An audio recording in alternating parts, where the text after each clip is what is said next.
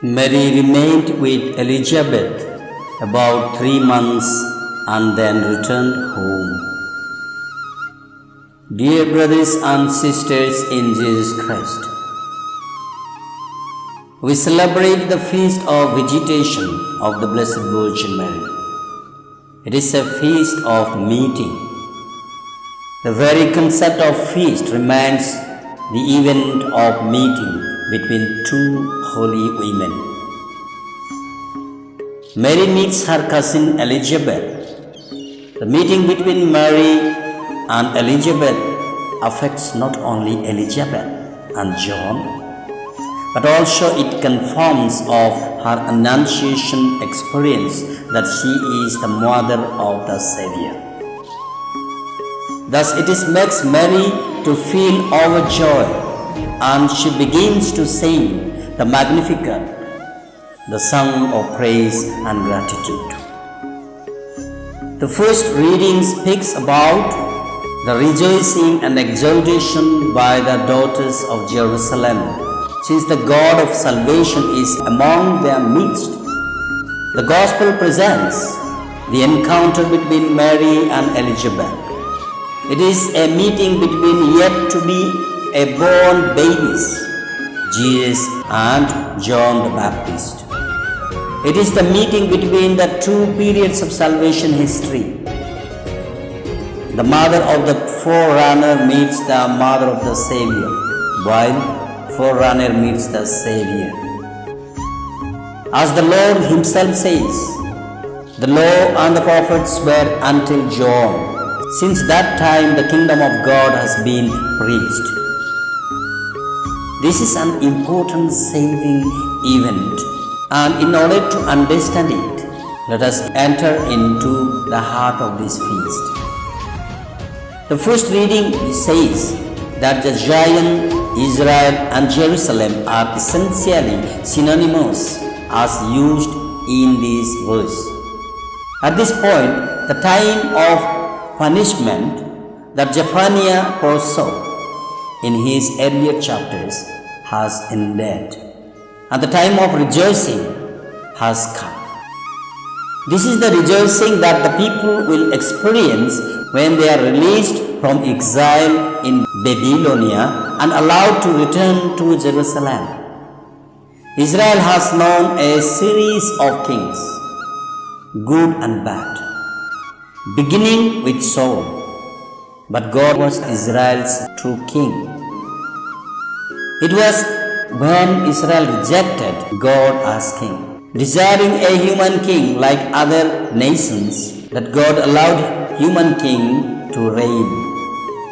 Israel's greatest king was David, with whom God established as covenant to establish his throne forever, while the prophet does not mention David here. The ultimate fulfillment of this prophecy will await the birth of the son of David, the Messiah. Fear paralyzes people and makes them weak, but in the day which the prophet is predicting, Yahweh will be present with his people, present as a warrior who will bring Judah victory over her enemies. In the Gospel, we find that both Mary and Elizabeth exult for joy because of the presence of the Lord, who has visited his people and fulfilled the promise of salvation. Mary, in response to the angel's discreet invitation, goes to share her joy with her elderly cousin Elizabeth. The account of the visitation brings the two mothers together to show that God's purpose manifested in the two annunciations are intertwined, but also two sons still in their mother's womb encounter one another. The child in Elizabeth's womb leaps for joy in recognition of his Savior, just as David rejoiced and danced before the Ark of the Covenant when it was brought to the city of David. Blessed are you who believe. We are again reminded that the motherhood of Mary is much more than a biological relationship. She is his mother through her faith. Before she is his mother physically, as Saint Augustine says, in a sentimental over-concentration on the physical motherhood of Mary, we tend to forget the spiritual dimension of her role, which makes her not just the mother of Jesus, but the first of the redeemed and the tithe of the church. Mary is all solicitude and charity towards Elizabeth, who is in need of help. The visit of Mary also indicates the Savior who visits his people, those who are in utter need of help. Mary is the mother of the Son of the God, and her dignity is great. Yet we see her fulfilling a humble act of charity in serving Elizabeth. Mary clearly shows that her exceptional vocation does not lead to dominate others or to claim any privilege, but to service. This work of humility and service we too find in greater way in the life of her Son, Jesus Christ. He had to a great privilege to be the Son of God, but he neither claims for it nor he clings on it. These very examples prove that there is no dignity greater than service. That is why the Master Jesus Christ said, I have come not to be served, but to serve, and give my life as a ransom for many. The message for us today. Like Mary, we are always called to share Christ, who dwells within us, with everyone whom we meet and whom God brings in our ways.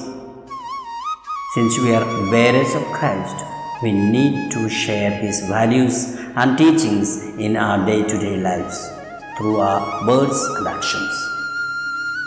We should pick up some of the good gestures of Mary and Elizabeth, like mutual appreciation, encouragement, and strengthening one another's faith. Like Mary, we should be humble before God and one another, because many of us have gifts from God, which are great and valuable before the human eyes in terms of job, richness, of wealth, talents, virtues, intelligence, wisdom, and so on. We need to be humble enough to make ourselves low and praise and thank God instead of self-praise and self-boasting. The virtue of humility helps us to cultivate the true Christian interpersonal relationship.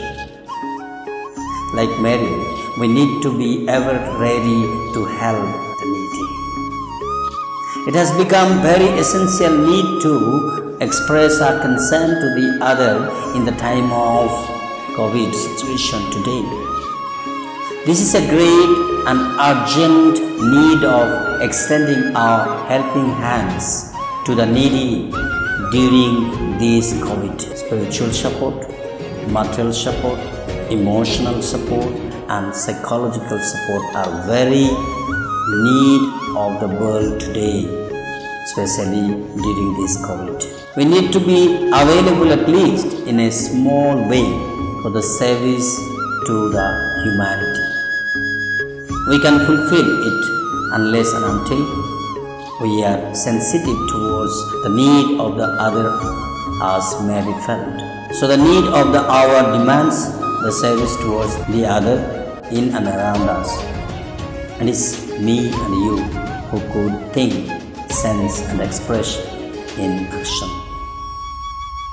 Let us pray to God through the blessed and helpful Mary, our beloved Mother, that we may imbibe her spirit of humility and service, Thus we may share Christ with others. May God bless each one of us. Amen.